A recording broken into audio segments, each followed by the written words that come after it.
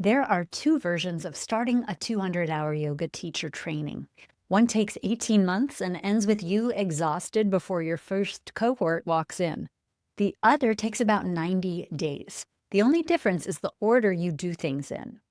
I'm Sage Rountree. I've been training teachers for over a decade, and I've watched studio owners make the same sequencing mistake over and over. In this video, I will walk you through the actual step-by-step of launching a 200-hour yoga teacher training at your studio. What to do first, what to skip, and where most people stall out. Step 1. Decide who you're training and why. Before curriculum, before pricing, before marketing, get clear on the teacher you want to produce. A studio owner with a deep restorative practice probably shouldn't be running a Vinyasa flagship YTT. Your training should sound like you. Write down in one sentence what kind of teacher walks out of your program. If you can't name it, your trainees won't feel it either. And if the answer is a little bit of everything, go back and make it more specific. Specificity is the only thing that travels. Step 2, confirm your lead facilitator. Yoga Alliance requires every lead trainer of an RYS 200 program to hold the E-RYT 500 credential. That's the standard as of 2025. That facilitator needs to be ready to teach, ready to mentor, and ready to show up at Zoom at 8 p.m. on a Sunday when a trainee is spiraling about sequencing her first class. If that's not you, identify the person early. This is not a hire you make 2 weeks before launch.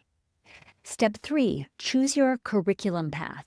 You have 3 real options. Build it yourself, which is 18 to 24 months of focused work, syllabus design, reading lists, assessments, lecture slides, and a Yoga Alliance application you will probably revise far more than once. Buy a generic template, which is fast but doesn't teach itself and usually leaves you filling in the gaps at 2 in the morning the weekend before Module 3. Or license a finished, accredited curriculum from an established registered yoga school, which lets you skip the Yoga Alliance application entirely and keeps the textbooks and frameworks consistent across cohorts.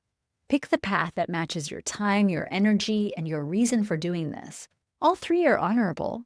Only one of them is fast enough to enroll a cohort this year. Step 4, lock your schedule and format. Is it a weekend intensive, a weekday evenings program, hybrid, fully online? Pick the format your students can actually commit to. Most successful first cohorts run 1 weekend a month for 6 to 9 months. Step 5, set your price and your enrollment target.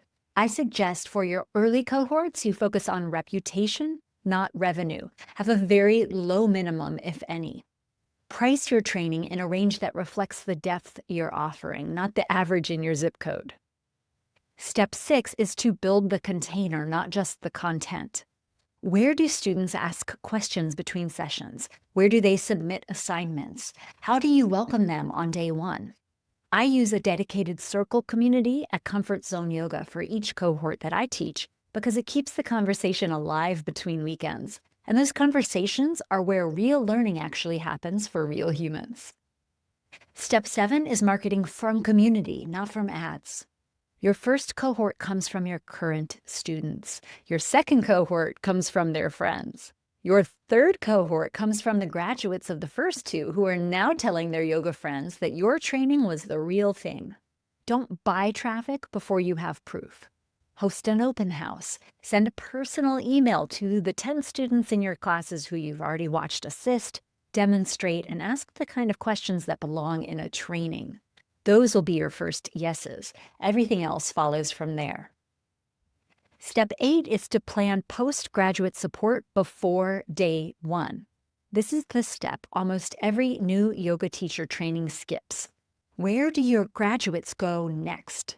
In my ecosystem, they move into a 6-month prep station membership. This is an onboarding for them into their yoga teaching career. And they also join the Zone, our free community of over 2,500 yoga teachers. So they have near peer mentorship from their very first day as a certified teacher.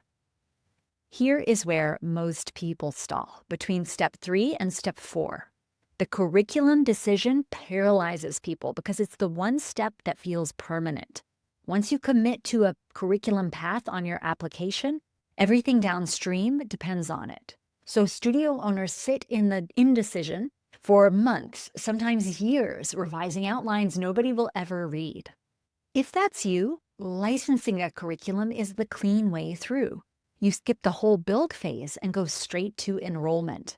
The curriculum stops being the bottleneck, and you get to spend your attention on the work you were actually called to do, holding the room. If you are at that stall point right now, I license my 200-hour curriculum to studio owners with facilitator training and student support already baked in.